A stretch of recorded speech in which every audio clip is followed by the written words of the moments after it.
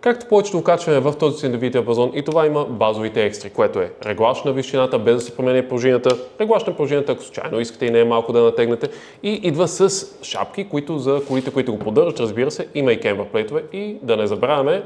32 степени реглаж на твърдост. Ако вие се чуете какво окачване да изберете, дали между Tein, Yellowspeed, ST, BC или което е друго от сайта, нищо не пречи винаги да ни звънете на един бърз телефон, за да може да ви дадем една безплатна консултация. Ако трябва да се водим по чистите параметри на хартия, това окачване е на практика също като Tein и BC, но не може да е по-далече от истината. Tein като цяло е доста по-мек, а пък BC-то даже е неприятно за всекидневно каране, докато това окачване ние го препоръчваме за всеки, който иска да всекидневна кола, уикенд и също така може да се ползва за писта, зависейки от настройката. И не забравяйте на всеки 1000 последовател в Instagram, въртиме рулетката